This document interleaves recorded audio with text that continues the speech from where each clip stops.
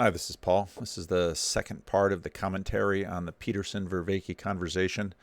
I spent 4 hours today meeting with two of the estuary support host groups that John Vervaeke has started. So I've had a fair amount of conversation, some of it about this today, quite a bit of really good conversation. I'm really pleased with the way the estuary, really sort of the estuary leadership training groups are going. Such a good time meeting with them all, which emphasizes for me that it's certainly forgivable for many of you who don't watch many of my videos to understand what I'm doing. My focus has always been on the Jordan Peterson phenomenon. Jordan Peterson is obviously an important part of the Jordan Peterson phenomenon, but this really isn't about him. This is about all of us. One of the craziest things about Jordan Peterson is the consistency with which he is in the middle of something. All the way from the start, this has been the thing with him. The consistency of the fracturing of things that usually happen around this guy. The Cathy Newman interview was probably one of the biggest examples. The Times of London. I've mentioned before that one of the members of our local meetup early on said, what he needs to do is just keep getting into fights. And now, obviously, if you look at Jordan and what that's cost him, he would tell you that his temperament, that's not exactly suitable to his temperament. But the outcome of the fights is usually not what anyone would expect from the outcome. And it doesn't mean that he always wins his fights. I mean, he certainly came out on top with Cathy Newman. But, the Zizek conversation, that was strange. First the two online and then the 4 follow-up video conversations with Sam Harris, winners and losers. Well, not necessarily, but there are almost always strange outcomes to what he's involved with. And so I've been reading the comments on the Vervaeke Peterson conversation itself. And I've been reading the comments on the part 1 of my commentary on it. And it's all over the map. And so it's hard to figure out what's going on. And that's sort of the way it always is with Peterson. In fact, in one of the question and answers, sometime middle of 2018, when he was asked, what is the question you would like the press to ask you? And of course, he's had these ongoing sparrings with the press. And his answer was, any real legitimate journalist should ask, what the hell is going on with you? And that remains the question with Peterson. And his story has gotten no less strange since wave 1. Benzodiazepine, rehab, all the way to Russia, listening to Michaela's tale of that, over to, was it Serbia or Croatia, where he's rehabbing, he catches COVID. How many strange things can happen to one guy? Well, I'll tell you, if you look at history, a lot. And Jordan Peterson is the epicenter of strangeness, but it's a productive strangeness. And that's why he's worth watching. And that's why, in fact, you might say, well, you watch a lot of Peterson. I do, but I'm really watching Peterson's audience. And so the estuary, the Discord channel, the comment section, Twitter, these are all places for me to get a look at you. And I know you're watching me, but this is why I'm really curious about what you think. And this video was no exception. This video, who knows how it will turn out, but this one is sort of right up there with the Zizek conversation, because that ended weird. And I did a full commentary on that, or at least not an interstitial commentary on that.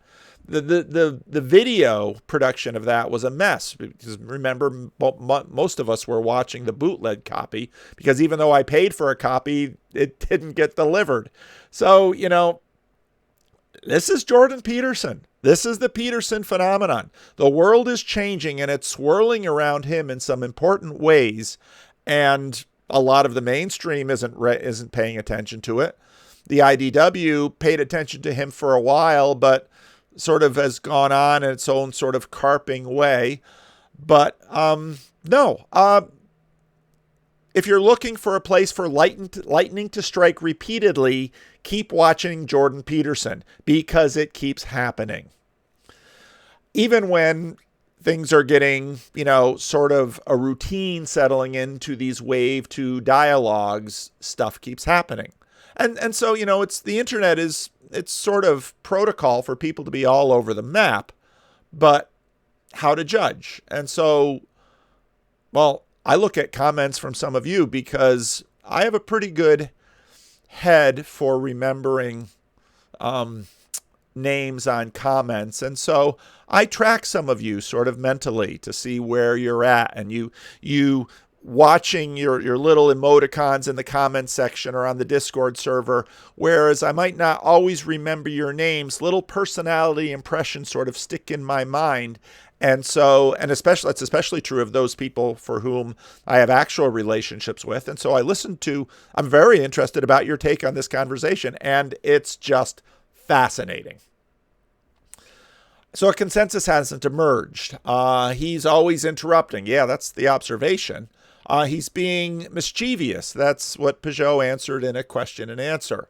He's sparring with an equal or an old friend or a colleague or a rival. Well, yeah. Concerned about his health. Yeah, a good number of you. It was great. It was psychedelic, sort of shamanistic. And a lot of you have said, well, on second listening to it, when I watched the video instead of listening to the audio, so there's been a lot of difference in terms of the way that people have listened to this conversation and what their takeaways has been from it. And then a lot of people are like, well, why are you watching so closely? Well, I'm watching the waves. That's where you should keep your eye on. Peterson, well, he's right there in the middle of it and lightning keeps striking him, but it's the waves around him that he's riding, which is what we should really be keeping our eyes on, because, well, whatever happens to Jordan Peterson happens to Jordan Peterson. The waves affect me too. The waves are in my world. And so I can learn about the waves by watching this particular surfer. And those of you who have been following my channel for a long time know I talk about the decay of modernity and the emergence of what's next, but we don't know what's next. The Blue Church has sort of turned and gone after him, and in many ways, as I mentioned in the Barry Weiss video, he and Barry Weiss are sort of lamenting the loss and the end of the Blue Church. And if you don't know what I mean by Blue Church, I'm talking in Jordan Hall terms here. And those of you who follow, say, Rebel Wisdom would have a better understanding of that. It's not about the guy. It's about the waves and what's beneath the waves and what's causing the waves and how he's surfing the waves. People are expressions of spiritual movements. Now, that sounded very woo-ish for a bunch of you, but you probably have to do some more research and find out what I mean by spiritual, because I think the definition of spiritual is very much what all of this is about. We have to practice relevance realization, and if you're not up on your Vervaeke language, you might not have any idea what I'm talking about with respect to that, and we'll get to that. Vervaeke has been using relevance realization in a way that Peterson has been using chaos and order for quite a few years. So that is part of Vervaeke's work that Jordan was familiar with, and you can hear that in their conversation, in the old 2015 conversation that's on YouTube, when Peterson is sort of sparring with Vervaeke about, and Peterson, I remember, says, well, your relevance realization. And John Vervaeke was developing that idea while Peterson was working on chaos and order and meaning and all of the stuff that you're used to by listening to Peterson.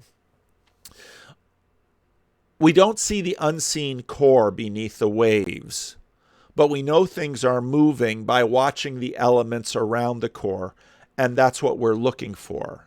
And that's what Peugeot does, because Peugeot is He's looking for the signs of the times. And all of Peugeot's pattern recognition stuff is all about the signs of the times. And to understand, as Jesus said, when you see the clouds in the east, you know a storm is coming.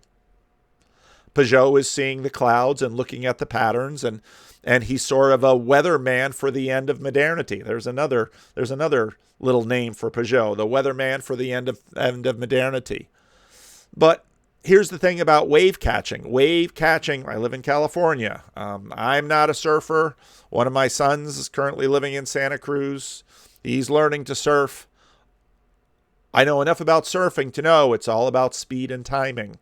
And no one has caught a wave like Jordan Peterson. Peterson has about 3.8 million subs right now on YouTube, and Vervaeke has about 30,000. And that'll give you an idea about what percentage of Jordan Peterson's audience knows anything about John Vervaeke. It's going to be sort of the hardcore people, like in this little corner of the internet, that really didn't just sort of watch Jordan, as Poe said to me, came for the culture war, stayed for the religion. Well, that's us here in this little corner of the internet. Although we didn't come for the culture war, I've always been here for the religion, because the culture war stuff was data. It was part of the wave. The religion stuff is the foundation and the basis of the core. If you haven't watched Awakening from the Meaning Crisis, well, you're both in for a treat if you can figure it out. Because if you compare it, let's say, to Jordan Peterson's Maps of Meaning course or Personalities course, I'll tell you Peterson's course is a lot more accessible to your average listener. Vervaeke's course is a very long, extended argument. Peterson's course has how many episodes? 15, 18 episodes each. I didn't look it up. Vervaeke's has 50. Cognitive science is sort of an emergent synthesizing discipline where it's science and philosophy. And so Vervaeke's very demanding, and he has developed his own language, his own theories. And those of us who've been talking to him I've been watching his stuff now for a couple of years, and I still often feel like a neophyte when it comes to what he's talking about. So, I'm going to try and do some translating as best I can in this video, but it's a big job because Vervaeke is also a very smart guy and extraordinarily well-read, and his thought is highly developed. And whereas Peterson has been, in some ways, fighting for his life for the last 5 years and fighting out there in this culture war, Vervaeke has continued on in his academic discipline. And as I mentioned in the first one, Peterson doesn't know much about what Vervaeke has been developing for the last 5 years. And it's really hard to have an engaging conversation if you really don't know what the other person is doing.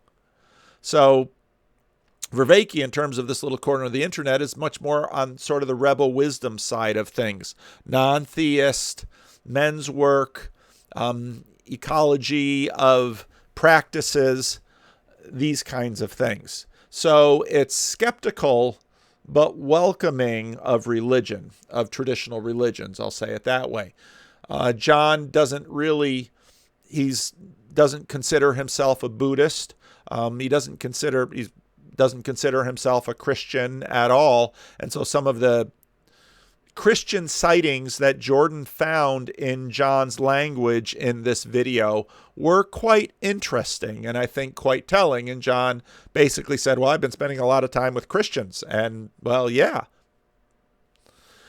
Now, there's no quick way for Jordan Peterson to get up to speed with John Vervaeke's last 5 years, because unlike many of the other people that Jordan has talked to on his channel, there's no book that Jordan can just sit down and read in a day or so and catch up with John's work. And so that's part of the reason for the frenetic nature of this conversation. Justin Brierley came to mind because this is also, and this is a question about what Jordan is doing in this second wave, because Justin Brierley and many journalists ask and interrogate, and the purpose of the interview is to illuminate the work of the interviewee. Justin Brierley also does a lot of, and actually Justin Brierley or Brett Weinstein or a third party would have been helpful in a talk like this to sort of, at least for the sake of the audience. Many comments said, well, it's sort of they're forgetting that there's an audience. And yeah, that's true. Many other commenters I've heard, people have watched 20 minutes and simply given up on it. It made them anxious. It made them tired. It frustrated them too much, and they simply gave up on the video. And, well, that's part of the danger you have if you're going to produce a psychedelic video. So, unlike the first part of this series, which in a lot of ways had a lot of prolegomena, I'm going to do more commenting on the video itself this time. I just remembered something that I have to do, so I might break for a minute here. But let's get into this then. Well, we covered in part one. Well, Dialogos, that's a big part of John's work. Distributed cognition. And again, if you're not familiar with John's work, you're probably going to have to step back and think about that. And that idea itself is fairly threatening to sort of a common modernistic way of thinking. It's much more friendly to the idea that there are, in fact, one person calls them hyper things. Let's say something like communism. Well, what is communism? Did you dig up communism in the ground? Can you find it on a street corner? Is it located on a zip code? Communism is sort of a spirit that inhabits and propels and shapes and molds and colonizes and occupies humanity. Okay? And so distributed cognition is a way that communities think together. And part of what John Vervaeke has been working on is studying, as a cognitive scientist, how distributed cognition works. And in that way, it's, even though John doesn't use this term, it's very much a spiritual enterprise, because spirit is the thing that moves the matter. It's the wind that moves the trees. It's the ideology that moves the armies and the activists and the rebels. It's the spirit that moves the religious people as a community. It's the thing that makes people all across the board start to notice the same thing at once that they never saw before. So in other words, part of what we're doing when we're talking together is we're looking for distributed cognition. And part of what John Vervaeke is studying is, how do we do this together? An example of this that I've used often in my videos is school spirit. How is it that school spirit molds and changes and morphs over time in a school and embeds itself in the walls and permanently colonizes and changes the course of individual human beings and groups of human beings? School spirit is sort of an example of distributed cognition. They start thinking together in a strange way. And again, this is part of humanity's superpower. Collaborative conversation creates a thing that internal dialogue cannot. Jordan Peterson jumped in and said, well, how is that like thinking? Yeah, it is like thinking, but it's between us. So what does it mean that the two of us share an idea? What does it mean that the two of us sort of create or participate? And I really do mean create a spiritual movement. That's what people do. People have been doing that on earth the whole time, and this is part of the reason why religion is the oldest thing around. And then he got into philosophia, which is the love of wisdom. And these are two styles of conversation. Philonikeia, which is sort of conquest, win, lose, zero sum, where there are many such conversations on the internet. And again, John Vervaeke has been talking about this for quite a while, but Jordan hasn't been watching John's videos because Jordan, again, has been sort of fighting for his life over the last 5 years and hasn't spent the 50 hours required to watch John's videos. And as the point I made in the previous video, academia is mostly about books. Academics mostly read books. Not a lot of them watch or listen to a lot of videos because they can simply process and take in information faster in a book. And most of the time, a book is edited, tailored, tested, reproved in a way that a video like this is not. Those are two different cultures and two different ways of approaching the world. Phileo is one of the Greek words for love, and it's in contrast with eros, and John touches this in his series on the meaning crisis. Eros is sort of a love that consumes the other. It's sort of mouth-to-mouth love. Agape is love that sacrifices for the other. It's an I've got you love, and it's your well-being at my expense love. And phileo is friendship, side by side. Think of Philadelphia, city of brotherly love. Phileo is brotherly love, sisterly love, side by side love. The love that two people share if they're sharing a common thing. The focus is not on each other so much. The focus is on the thing. With eros, the focus is on, I want to make you a part of me. And that's erotic love. Agapic love is, your well-being at my expense. I am going to sacrifice for the sake of you. It's other regarding in that sense. And phileo is both of us love this similar thing, and we find a kind of love together. We find a kind of nourishment together by focusing on this third thing.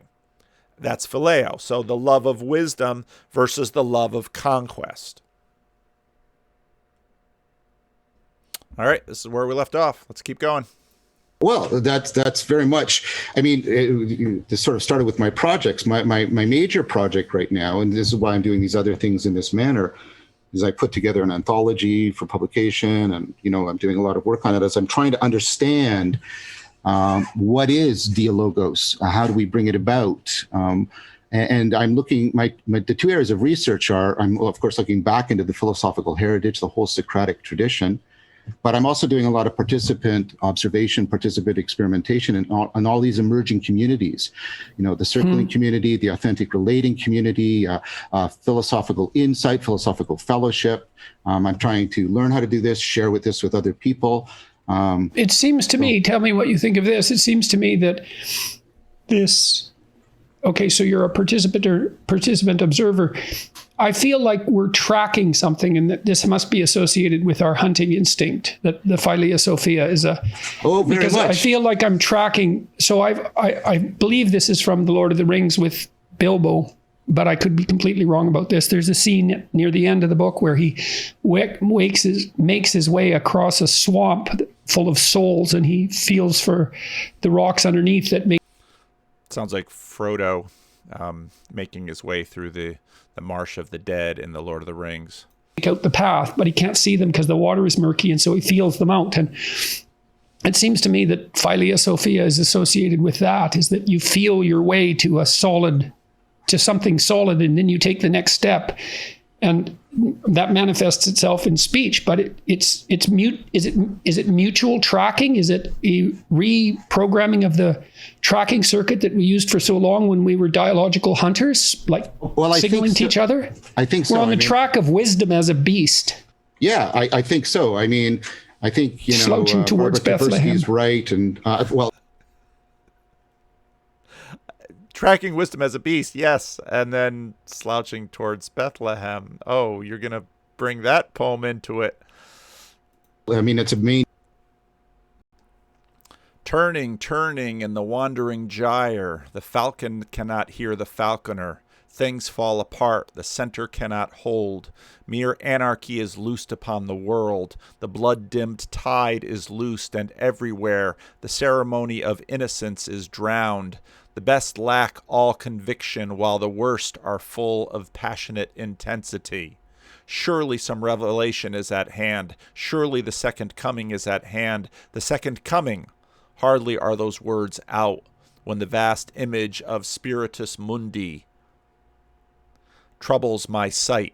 somewhere in the sands of the desert, a shape with lion body and the head of a man, a gaze blank and pitiless as the sun is moving its slow thighs, while all about it reel shadows of the indignant desert birds. The darkness drops away, but now I know that 20 centuries of stony steep were vexed to nightmare by a rocking cradle.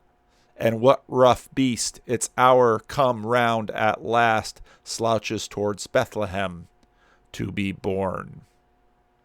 That's what pops to mind? Fascinating. Now, it's interesting that we're looking at personifications of spirits, and a lot of what this is going to talk about is a theme that I've been working on in my videos. In fact, one person left a comment and said, not so much Jordan Peterson, can you get back to the spirits? Part of why these two are important is because we are leaving modernity. And in some ways, part of why we got into modernity was because of changes in science, but it really wasn't about science because, of course, science is always nested in deeper philosophical and religious assumptions. One of the philosophical and religious assumptions of science is that you can have an expectation of finding order if you look for it. Part of what happens I know this because I actually just did commentary on the next 15 minutes of this and I didn't hit record. So it's about 45 minutes of content that I don't have. And it was good content. Lost forever. And I have to end this in a half hour because I'm doing a live stream about atheism, which I wasn't sure that that's the subject that I was agreeing to do, but it'll be fine. Because the atheism is going away. It just is. At least the kind of atheism that people imagine themselves to be. It's going away. Now, it might take a couple of 100 years, but it's going away, and it's going to get pushed out of the door by the kind of science that John Vervaeke is talking about. In fact, John Vervaeke doesn't identify as an atheist. He identifies as a non-theist. Well, why? Well, that gets into some deeper questions about definition of theism.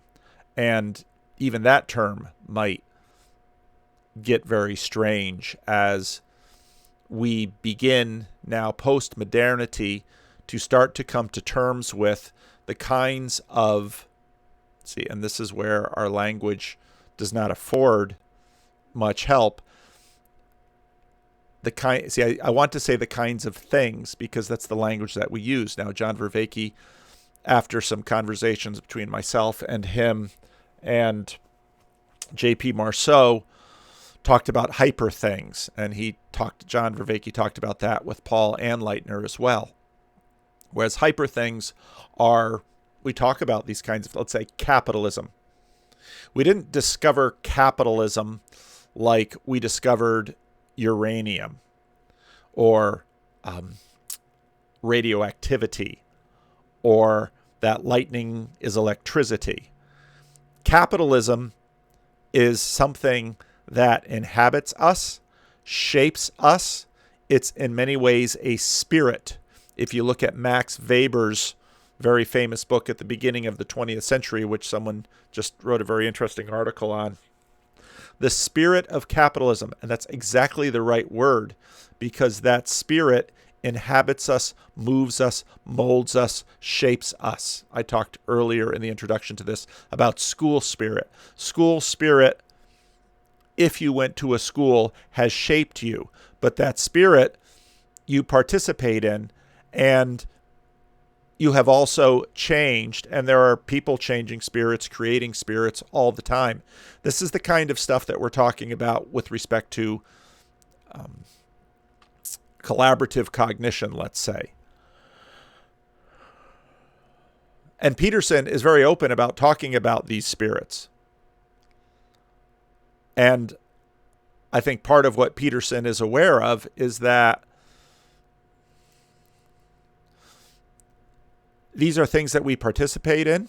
These are things that we are we have some say in shaping in the future, like school spirit, but we are also small and short-lived and weak compared to them. And this is, again, someone mentioned in the comments section, I wish you'd talk more about the principalities and powers. This is what we're talking about. And so in many ways, with Vervaeke and his distributed cognition, he's noticing and looking for a language to talk about what ancients talked about in terms of the spiritual world. I mentioned earlier that John is not religious in the formal sense that I am, but I do wonder how much longer atheism will be tenable, because increasingly we're simply aware, for example, of the non-player character meme. The non-player character meme is one in which we recognize that other human beings are formed and fulfilling a role. In the conversation between Richard Rowson and David Fuller that I did some commentary on, Rowson comes to a point where he basically gives sort of an anthropology that says, well, human beings are simply the sum total of, and David Foley stops him and basically says, is that all we are? Because if that is all we are, then we're sort of locked into a Sam Harris determinism. And there are elements of agreement and mapping between that and, oh, these people are non-player characters. And there are deep connections between that way of thinking and this whole woke revolution. Well, it's the whiteness that has been built into you that you are acting out of, and that's how you can be a racist without knowing it. So now you need to wake up to your racism and what? So it's a battle of spirits, is it? It's the battle of the woke spirit against my old spirit of whiteness. And that's why a lot of the regular atheists, like James Lindsay and Peter Boghossian, and why a lot of religious people, especially Calvinists like myself, saw these dynamics and said, oh, that's religion. They recognize it from the outside. I recognize it from the inside. Because what we're saying is that we can be occupied by spirits, and spirits move our mouths, and spirits direct our lives. And that's a very ancient way of talking. That's exactly how they spoke before. But here we are, dealing with spirits. Well, I mean, it's a main claim of most of 4E cognitive science that our higher cognitive processes are exapted from more direct sensory motor interaction. Now, what does he mean by exapted? It means that, well, when we close our eyes, we can see inside of our heads. And so this machinery, and again, we're continuing to use these sort of modernistic, mechanistic images for what's going on inside our minds. So the machinery of eyesight is exapted into our visual imagination. And the machinery of hearing is exapted into hearing voices in our head. And the machinery of all of these other processes are used for what we call higher functions. And what we mean by that is there's sort of a self-transcendent where, Peterson talked about this before, where I can sort of come out of myself and I can let my ideas die instead of me die, because I use all of that machinery in order to do this. Whereas dogs might do some of this via instinct, we sort of step back. And then we have the added ability of representation, where we can represent things and we can do this together. We can tell a story.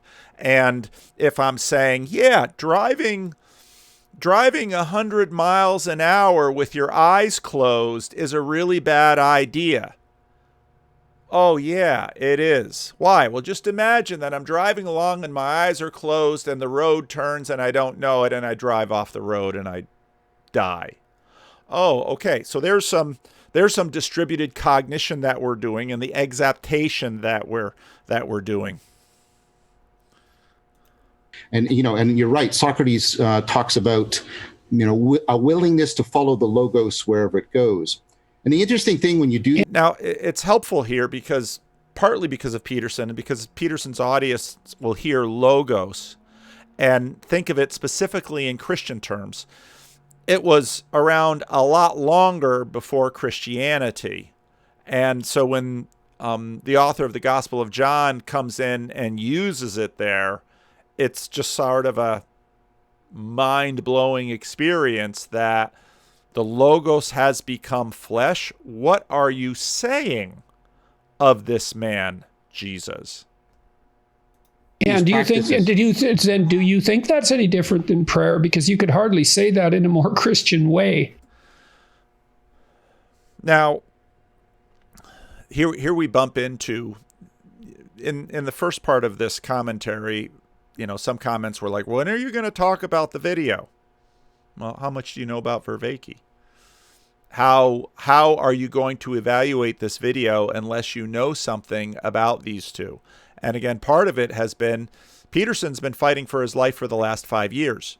John Vervaeke has continued to be a busy academic who has, in fact, I believe he was introduced as an assistant professor, and now John is a full tenured professor. He received tenure this past year, I believe. I don't know how that affects his title.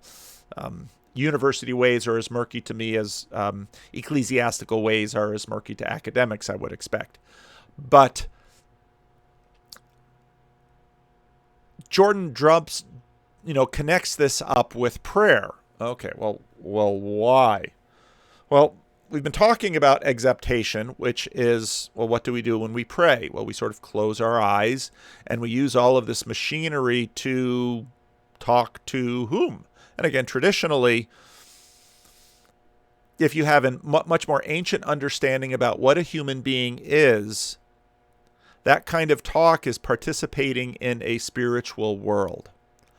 And again, in modernity, that just sounds crazy because a human being is a physical organism that's sort of captured by skin.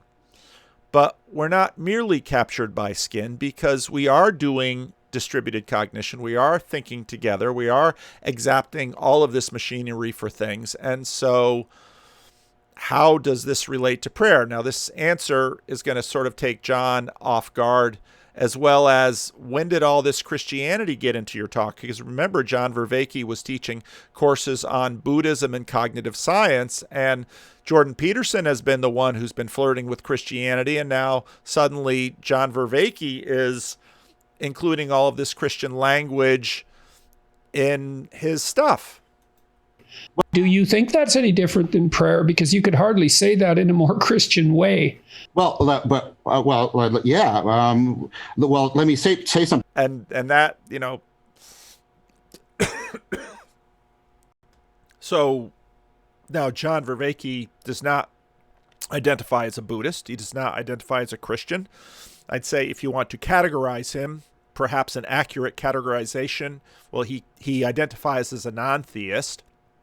And I would say he's in many ways post-Buddhist. He talks about beyond Buddhism in his Awakening from the Meaning Crisis series. And he's post-Christian, especially in terms of his biography. You can find some biographical information in my first video conversation with him, and also in an excellent conversation that he did with Sam from the Bridges of Meaning channel. And if you need that link, I'll try to remember to include it below, and if I don't, ask for it in the comments and I can drop it in, or Sam will probably be tracking and he'll drop it in as well. Something about that, because when I've done the participant observation, what happens is at first people are taken aback by a kind of intimacy that is not sexual or, And this is a product of our modern society where we have, in many ways, we have the only intimacy we now recognize is romantic intimacy, whereas that's simply ridiculous. We talked about the three loves: phileo, eros, agapic. Every love of a good parent for their child is agapic. Every good love between siblings is like phileo, and so all of these have degrees of intimacy in them. And now with this circling practice, See, now, because I lost that video, I don't remember what I said and didn't say. Circling comes from Guy Sengstock, who developed what he calls sort of a relational yoga that he practices in the Bay Area. And I've spoken with Guy a number of times, and he just emailed me. So, Guy, I'll get back to your email. You can find him quite a few times on John Vervaeke's channel, Voices with Vervaeke. He's often doing Dialogos with Guy, and Guy came up with this practice, and this is what John is talking about. Now, I expect that Jordan has little to no understanding of any of this circling stuff that John is talking about. It's a kind of immediacy that the culture doesn't currently prepare them for. So they're taken aback. God. We write this kind of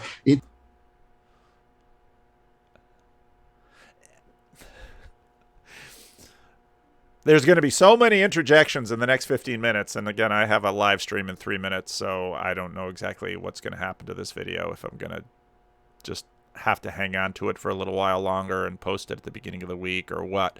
But that expression, God, well, is it just an exclamation, God? Or is it you're talking about God? Intimacy and connection. John, that's exactly what I experience when people come up to on the street and tell me that they've been watching my videos and that their life has been changed. So this strange intimacy, and of course for Jordan, it's sort of a function of, and they're going to talk about this, and this is something I'm aware of too. I'm aware of it from both ends. When I did my conversation with Jordan, when you talk to someone with whom you have devoured a tremendous amount of content, it's strange. And it's strange on the other end, too. But it begs the question, what are we?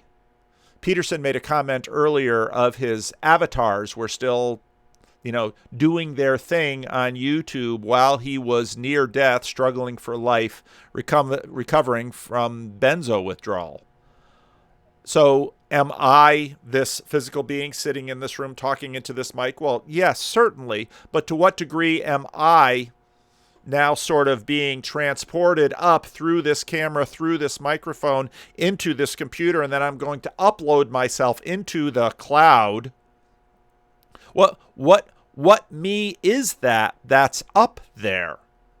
Because it's certainly part of me, but a modernist frame doesn't have much faculty for that. And then the intimacy that many of you, my listeners, experience, and which I experience with other people that I encounter in podcasts and on videos, what exactly is that intimacy? It's not nothing. It's real enough to support people on Patreon or to buy their books or to leverage my reputation to lend them to others. It's a very real thing.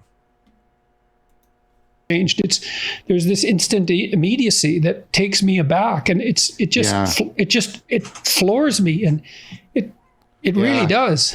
I get the same thing. I get people when I talk to them and they've watched the series or something like that, and they've spent like 50 hours with me in their head, and they think they know me intimately. Well, maybe they do, John. Yeah. And the question is, which me do they know? Because all social media does this. We tailor a piece of us, and there is a me that they know, but now we're going to get into this language of the true me. Before I started making any of these videos, a number of years before, I seriously was contemplating writing a book on this, because I actually think the only way any of this works is if we presuppose a God who knows us. Because without that God who can know us in all of our faculties, both and in some ways knows us via our parents, and then, as the psalmist says, while I was being knit together in the inmost parts. And again, I know me as myself, and there's a me I know, but the me that my parents knew was quite different. That was very much a changing me. And then the me that my wife knows is a little different from the me I know. And then the me that my children know the PVK that my children know as father is different from as my wife knows me and as I know myself. And now you, my listeners, my wife and children, and my sons, a couple of my sons will listen to some of these videos, but my wife and children, for the most part, don't watch these videos. And so there's a me that you all know that they don't know. And there's truth and reality to those me's. And how on earth do all of those me's come together? I have to pause it now. I don't know if this is enough for this part. I'll have to decide. I'll have to decide later. So we'll see. Yeah, maybe they do. You don't know them, or maybe you do.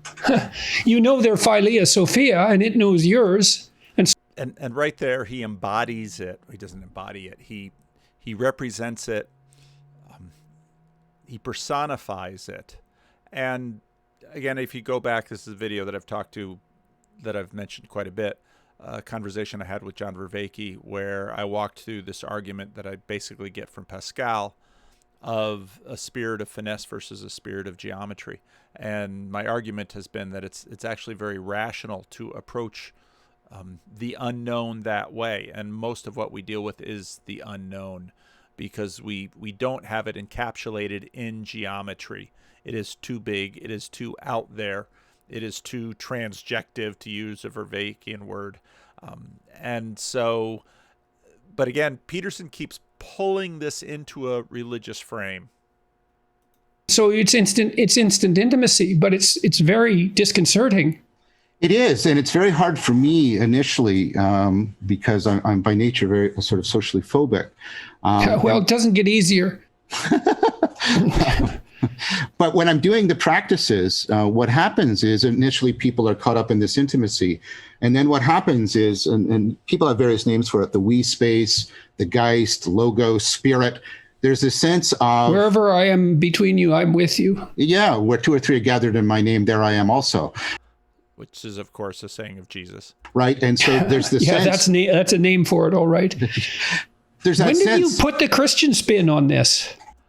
Now again, Peterson's catching up with John, and John was teaching courses on Buddhism and cognitive science. And so, well, he'll answer. Well, I mean, there's We're coming for you, John. We Christians. Sorry, John. There's sections in the episodes in the series where I talk a lot about Christianity. I mean, one of the odd things that's happened to me is I did an episode on agape, and I've had many Christians, including Christian pastors like Paul Vanderklay, said that was one of the best explanations of agape they ever heard, and it was sort of startling from them because. So Vanderklay is following you, obviously, as well. They said it was odd for a non-Christian to be doing this. It's embarrassing for a non-Christian to preach better than the preacher. That's what it is. It's embarrassing, and it's true sometimes for both of them. But somebody had to. What does he mean by that? I have no idea. Well, that's fair enough. But God, what a nasty bastard I am. I don't know what to make of this. And as my friend who texted me, I was up in Trinidad, California, enjoying a lovely brunch with my wonderful wife, and I get a text from a friend. You know, the Vervaeke Peterson video just dropped. Oh, really? Yeah. And, he says, I've never seen Peterson this way. And I said, well, now you're killing me. And he says, after you watch it, tell me if I'm wrong. Yeah. No. This is fun. Yeah. But the thing I wanted to say is, like, when you're in, like, because I've done circling, I've been in these events, and when this happens, you get people from all kinds of backgrounds, religious, non-religious, sort of, officially atheist or something like, and they start using spiritual language to describe. Yes, I've been in that situation in my therapy sessions many times. As soon as you talk about anything that's really serious, you use religious language. And that means religious language is the language of extraordinary seriousness. I mean, when you talk about good and evil, and you do that in therapy when you're talking to someone who's been touched with malevolence repeatedly, there's no alternative, then you're in this religious ground. I think so that's right. What does that mean? And this spirit. So what does that, and so I just did a little podcast, little live stream. 3 people watched it on a different channel. And, you know, the conversation was about atheism. I didn't know this guy approached me and really wanted to talk and yada, yada, yada. And that happens all the time. And so I said yes. And the hour was, I usually don't do this outside of sort of work hours because it's family time. And then I didn't know that we were going to be talking about, you know, something like confronting atheism. And I thought, that's not usually my shtick. But and he asked me, and I said, I don't think atheism has long for this world. Sorry, I just don't. Because I think what we're seeing now, again, these movements take hundreds of years. But what we're seeing with Peterson and Vervaeke is, I think atheism in many ways was sort of a social bullying. Because this you know, this goes all the way back to Voltaire, let's say, because Christianity became a bully, and various forms of Christianity, including various forms of Protestantism, just wouldn't let people be honest about their doubts and their fears, and so we started to become, I think, much more in Canada or the UK, we started to become societies in which we couldn't be honest about what we were experiencing. And now with circling and with other things, people are experiencing something and they're trying to put names on it. And religious language is going to be what follows. That this spirit that we're tracking, that's the spirit that's laid the golden thread throughout history. And well, we're in dialogue with that spirit, and that's the ancestral. And that's an astounding claim. And that's very God number 2-ish for Jordan, but he does, yeah. Spirit, and so that ancestral spirit reaches. That's the spirit that manifests itself, I think, is God the Father. That's the ancestral spirit that lays down the golden thread. That's what's different than logos. Maybe, and I don't know how to parse out the triune conception exactly. Now, in the other versions of this that I didn't record, I talked about my skepticism about trying to map things onto the Trinity from below. I think Christian Trinitarian theology emerged also sort of from below, because of course, by the time you get to the 1st century, the Jewish community was just not going to play with the sort of polytheism it flirted with during the monarchy. The exile sort of beat it out of them. But then, what to do with Jesus? And increasingly, Jesus was, you know, the Word became flesh, and the Logos became, and of course, you know, there's some elements of Christianity, sorry, Sam, some minority elements that are holding out against the Trinity, but Trinitarian theology emerged. Now, a lot of people try to map my God number 1 and God number 2 onto Trinitarian theology. It doesn't map that way. God number 1 is the Arenic God, and all members of the Trinity have Arenic qualities. God number 2 is the agentic God, and all 3 members of the Trinity are agentic. They are all persons. They're all agents.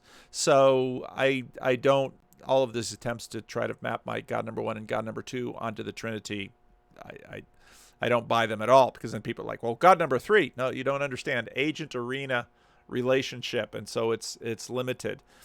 Transcendent, immanent, it's these dualities that in Christianity come together, and in Judaism came together in a rather special way, as opposed to ancient polytheism. So they're going to try and do some mapping onto the Trinity here, and John Vervaeke is going to push away from the. I just watched this a few minutes ago because I didn't record it, or a couple hours ago. Because you talk about this logos manifesting itself in the Dialogos Sophia. Yeah. And logos is in there, right? Dialogos, so yes. is the Son the love of wisdom? I mean, that makes sense. Or is that the Spirit?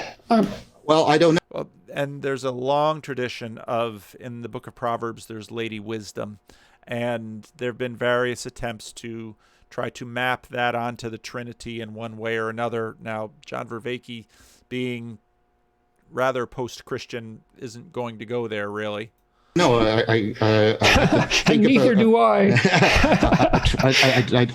A Trinitarian interpretation. I do know that what happens, and maybe this... But what do you think of the God the Father interpretation that I just laid on you, man? Well, I mean... And it's... Like my friend said to me, I've never seen Peterson like this. I mean, I've just been reading a lot about Christian Platonism, and I watched your talk with Jonathan, and I found it. I mean, you guys were talking Christianity, and fair enough, and I appreciate the earnestness and the authenticity, but there was, a lot of to my ear, there was a lot of Platonism in there. Have you read The Immortality Key? No, I haven't read The Immortality Key. You need to read it. I just interviewed the author. He's been tracking the use of psychedelics in So I guess this is coming down the way. I don't know anything about this book. I guess we're going to have a conversation with Peterson.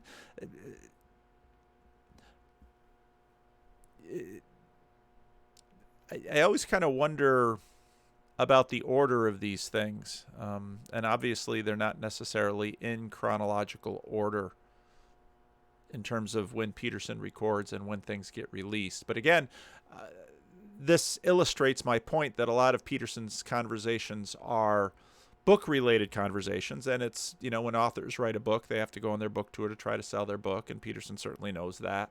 And you can usually get authors like this. And for Peterson, that makes these Wave 2 conversations go a lot easier because you can read the book and you can talk about the book. And, where all the Greeks went to be enlightened, the Delphi? And in the Delphic mysteries. Exactly. And well, I was going to say that. I mean, I read a book I would recommend too, and he integrates that with Christianity. Is stressing the Greek. And so I asked him, and Dr. Ruck, who's from Harvard, he wrote The Road to Aloysius. So it's the Eleusinian mysteries that I'm reaching for. He's been tracking the use of psychedelics for 2,000 years in Greece in the Eleusinian mysteries, making the claim that psychedelic experience in Eleusis was core to Greek culture, the bedrock of Greek philosophy. That's part of the revelatory element that we're talking about, and that all of Greek philosophy emerged as a consequence of that revelatory Eleusinian experience. It could be. I mean, Cordford made a lot of good arguments about, the divine men that were the precursors to the philosophers being influenced by Thracian shamanism, and you get figures that are right on the border. Who is that? Cornford. Hornford. And influenced by what brand of shamanism? Hornford? Thracian shamanism, shamans from Thrace, which is north of Greece. And so Cornford talked about, because you get very weird things about Pythagoras. He did a thunderstone ceremony where he went into a cave and died and came back. And of course How do you spell Hornford or Cornford? Cornford, Cornford, Cornford, and he. The idea there is that the sort of soul flight practices within shamanism are taken up into Pythagoras' notion of soul flight. Yeah, well, I imagine the soul flight practices are the same thing as the Eleusinian mysteries, essentially. They're a continuation of the shamanic tradition into the present. Well, that's the thesis of this book, anyways. What's interesting to me is, that Plato represents Socrates as being able to bring about that state in people through dialogue alone. I know what that means. Yeah. And so do you. Yeah. And again, I don't know. I don't know what you two are meaning by this. I mean, I mean, part of my argument about, I think part of the reason that Christians, generally speaking, are resistant to advocating psychedelics is that Christians actually enter into their own, let's call them religious states of mind, through liturgy, through meditation, through song, through all kinds of things, and that's part and parcel of religious practice. Very much. And when I see people in these practices, what happens is they first orient on each other, then they orient on the logos. They find an intimacy with the logos. And then what do you mean by that? Well, what they do is they come to find that they're not only in relationship to each other, they're in relationship to this Geist or logos that's happening in the distributed cognition. I mean, okay. So that's a very... Now, part of what I think probably conservative Christians like myself, who are quite accustomed to reading the New Testament, where we are admonished in the first epistle of John to discern the spirits, and that, as I said before, I often use school spirit as an illustration of a big part of what we're going to go into as we go beyond modernity is to once again have a higher resolution, more public conversation about the spirits. And sort of a bridgehead into there is talking about school spirit, because almost everyone has an experience of school spirit. We understand how we participate in school spirit, how school spirit colonizes us, but how we also influence the creation, ongoing maintenance, and transformations of school spirit as they go. And school principals, school teachers, school cheerleaders, school student councils are all involved in school spirit. And it's in that way that we human beings are deeply spiritual. Now, when you say that in a modernistic frame, people are like, oh no, we're not spiritual spirit. But then modernists don't stop using the word at all. And if I'm talking to someone in a context where they're highlighting or forefronting their modernism and they use this word, sometimes I'll pause them and say, well, what do you mean by that word? And then they're suddenly at a loss. And I play the same trick on Christians, because I'll ask them what spirit means and they're suddenly at a loss. And it's like, well, maybe you want to think a little bit more about that word, about what it means and how we relate to it. Very interesting way of phrasing it. So that's what I see as the spirit that's guiding the golden thread. And that's what... And again, Peterson's a little mono-spiritist on this in terms of, okay, but there are many spirits at work, just like there are many school spirits. You're praying to when you ask for a revelatory thought when you're confused. So imagine that you have, imagine we're holographic in relationship to this distributed cognitive net. Right, so the part contains some of the whole. Very much. And the whole would be this distributed spirit that you're just describing, at least as it's enacted. And so, insofar as you're a holographic, minuscule, but complete in some sense, canonic representation of this spirit, you can ask it. See, and we're not just a representation of the spirit. And this little word picture by Peterson is actually too small, because there are lots of spirits impacting us, and we ourselves have agency and ontology within this spiritual realm. Now we are perhaps being guided by the spirits of the age, let's say, and we are non-player characters in those spirits, but we are modal, and I would argue that what happens with the Spirit of God, as the Spirit of God inhabits us, is that our own spirit, in other words, the Spirit of God affords more agency to our spirits. I think some of you are going to probably think, yeah, you absorbed the psychedelic of this conversation, Mr. Vanderclay. For it to bestow its wisdom on you, And its operation in your unconscious produces the revelatory thought. Okay, well, that is deeply converging with a lot of the cog sci that I'm bringing to it. Good. Okay, so the idea.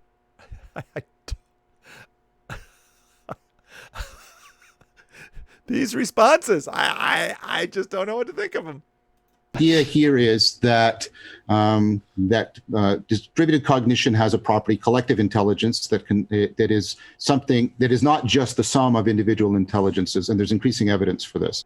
So he would say that's an emergent property. And again, his conversations with Pizot are often emanation versus emergence. And Peterson has sort of brought some of this into it because he's seeing insight and those kinds of experiences as more emanation than emergence. And this is why, to a degree, I think the further John goes with this, the more it undercuts the possibility that this thing can be foundationalized. And I think the transjection will stay, but I think he's going to have to increasingly afford the possibility of emanation, and that all of this distributed cognition, all of this spirit that we find, that we generate, comes into contact with spirits far older and far longer, and some of them perhaps not necessarily attestable to other human beings, which is, of course, something that religious traditions have asserted forever, including Christianity. But to sort of maintain that it can only come from below. And John wouldn't, John's very open, and so he the scientific project, again, closing one eye, sort of says, this is our goal in order to achieve this. But again, as a Christian, I'm skeptical because I think it's just not the case. Yeah, well, you can imagine, sorry, I'm prone to do this, but you can imagine. Meaning interrupting. It's like reading a book. I mean, I have this distributed spirit in my head, plus I have my own experience. And so I'm the combination. You have multiple distributed spirits in your head, plus all of the experiences, plus all of the members of your consciousness congress. Of that distributed spirit and my own.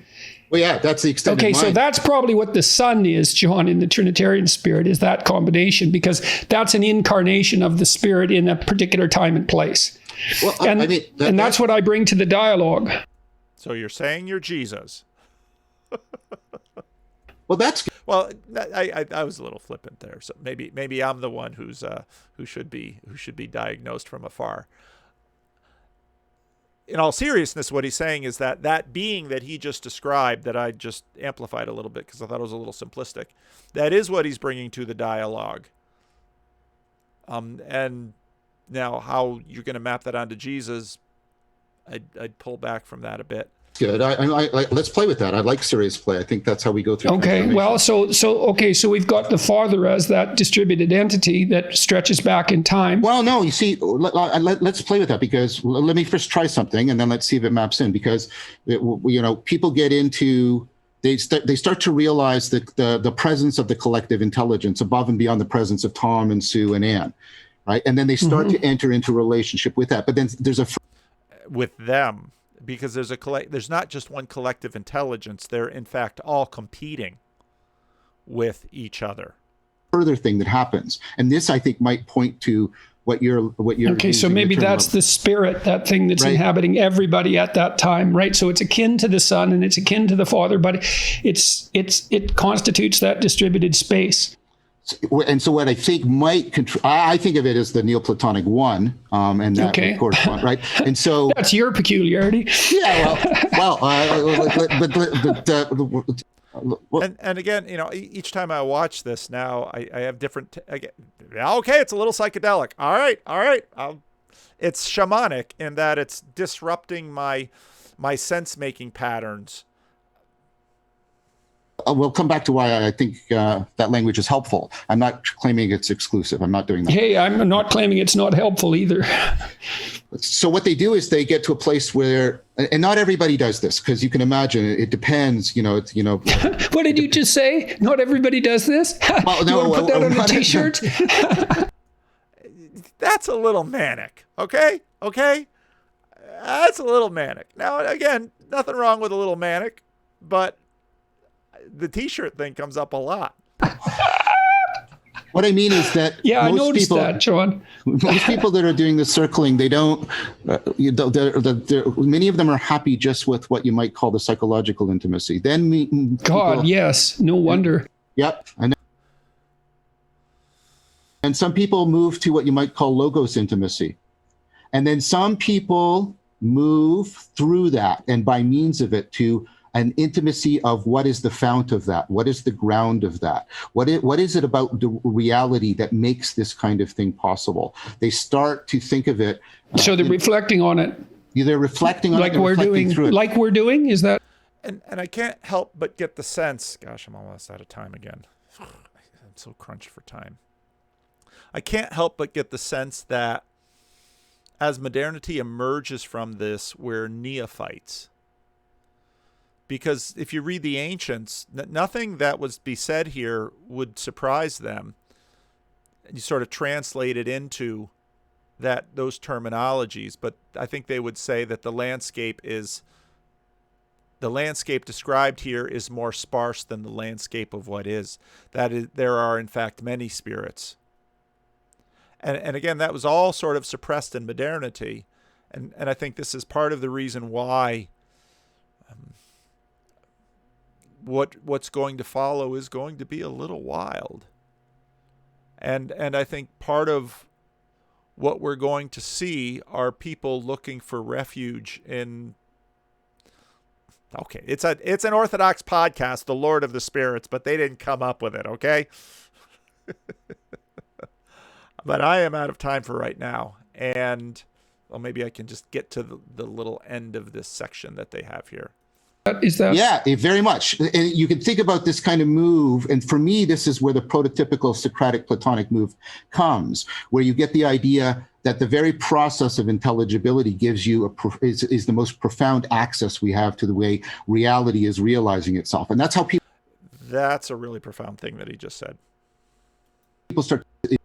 where you get the idea that the very process of intelligibility gives you is the most profound access we have to the way reality is realizing itself. And that's how people start to talk. They start to... That's where he gets his transjective. This is where people begin. This is why the language changes and why we go back to this older way of viewing the world. Now, well, let's see if it just sort of ends here at this little section. To talk about reality, but beyond the we space. So there's us, the we space, and then the reality. And maybe that corresponds better with the Trinity that you're looking for. So I'm optimistic. How many hours am I going to take to get through this? I am more excited about getting through this than I was at the end of that first video. I am more motivated to keep working this through because I knew at first listening that this was just chock full of stuff. And I can see now the benefit to taking it apart, which is what I usually do with these commentaries. So I'm going to land the plane now. I have a church council meeting, and then I'm going to go home. And tomorrow, so I'm going to post this tomorrow morning. It's going to be a little over an hour long. I post this at 6 a.m. Pacific. At 10 a.m. Pacific, we have question and answer, the Bridges of Meaning Discord. I want to talk about this tomorrow. Now, I sort of get hemmed in by the questions. I'm not going to have question and answer the week after, and I haven't lined up. I'm having a hard time finding preachers, and I have to talk to John Vervaeke to see if he's willing to do a Q&A on the Bridges of Meaning. Peugeot did a Q&A on the Awakening from the Meaning Crisis. So all of the peeps at Bridges of Meaning says, why can't Peugeot do a Q&A on our podcast, Paul? You're not being a good knight looking out for your mooks. So anyway, I got to land the plane. I'm late for my meeting. Leave a comment, like and subscribe, hit the notification bell. Bye.